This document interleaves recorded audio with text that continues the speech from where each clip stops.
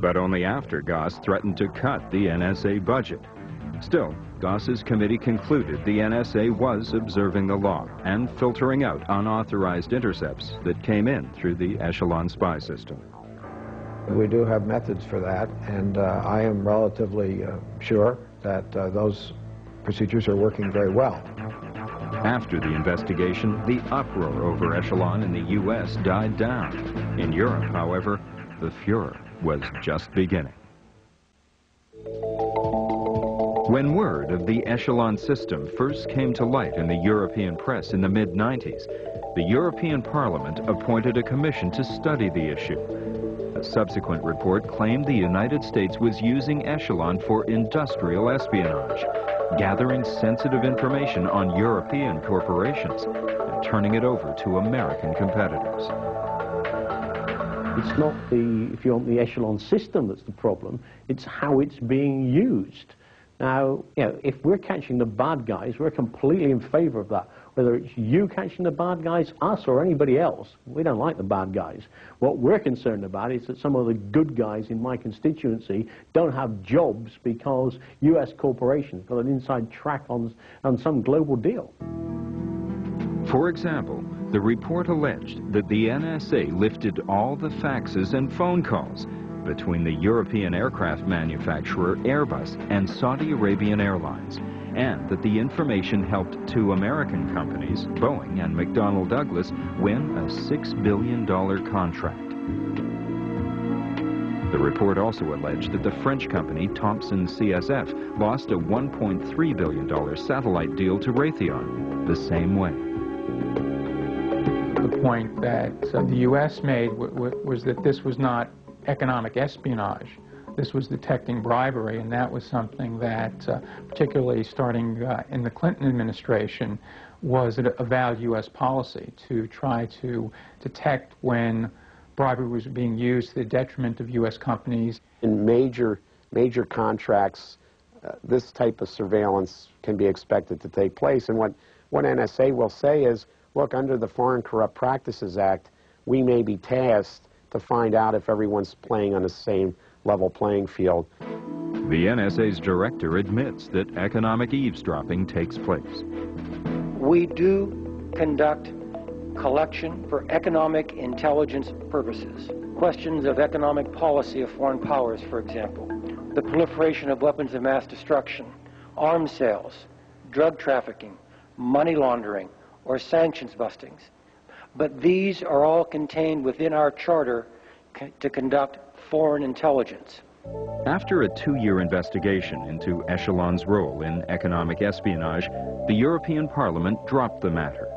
They did, however, recommend that European Union members consider using encryption, a system of scrambling phone, fax, or email transmissions so that Echelon couldn't read them. The whole thing about the European Union claiming that NSA was engaged in widespread economic espionage, I believe, was kind of overplayed. It's not to say it doesn't happen, it does, but of course the Europeans also conduct this type of economic surveillance and espionage. France, for example, has 5 listening posts of its own.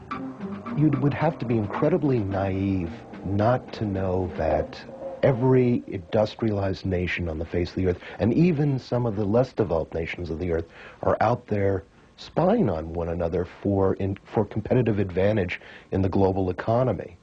One example of how the Echelon partners have used economic information occurred when they picked up a suspicious-looking fax in the late 90s. What NSA did was they picked up a letter of credit that went from the Iranian military to a small company in southern France.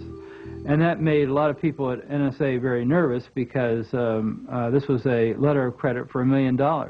And the company in southern France made cruise missile engines. So NSA began eavesdropping on his telephone and eavesdropping on his faxes and so forth.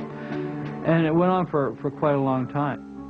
The NSA suspected the possible export of cruise missile engines to Iran, which would have been a violation of an arms embargo. Just to make sure, the French inspected the shipments before they went to Iran. it turns out, according to the French, that it was a authorized generator. It wasn't a cruise missile engine. Iran was a frequent focus of the NSA and its Echelon partners.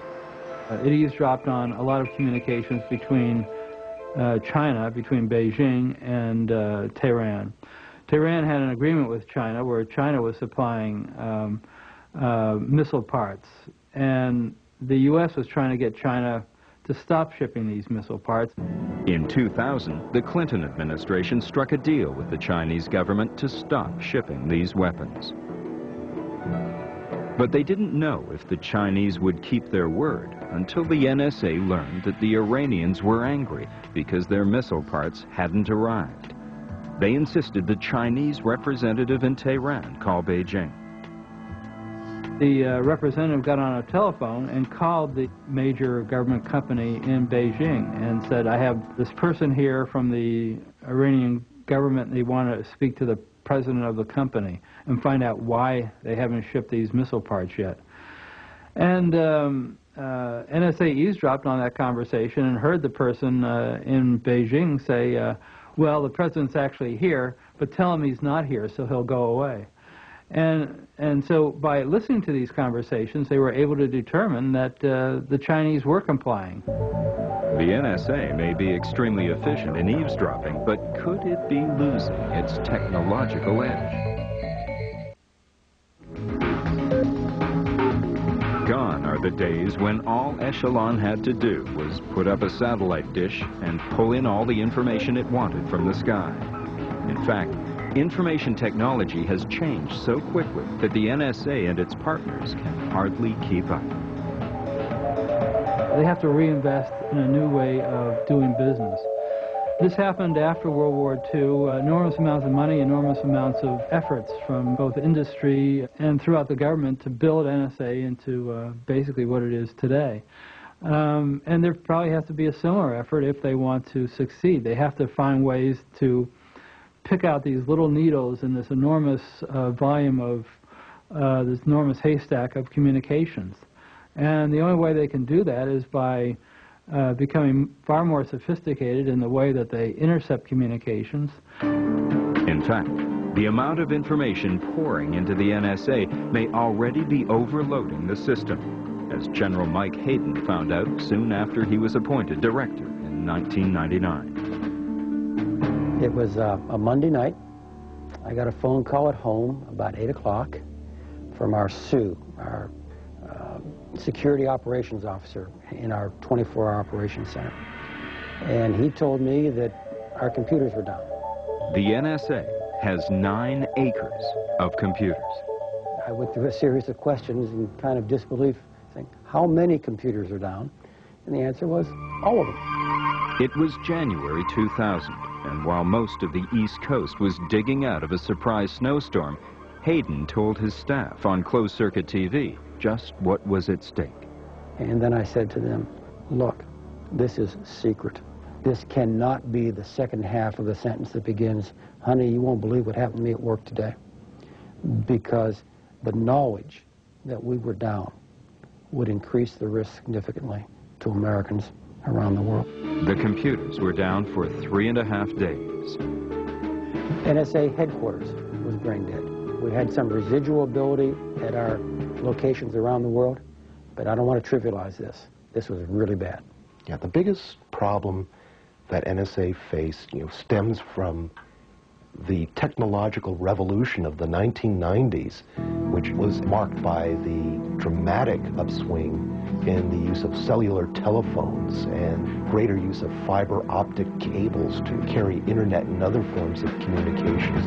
The volume of communications around the world jumped almost 800% between 1990 and the end of the decade.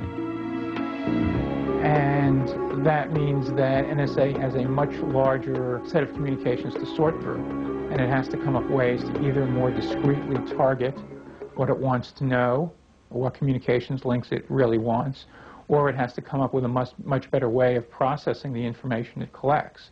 And how well they're doing that is something that's very hard to say from the outside.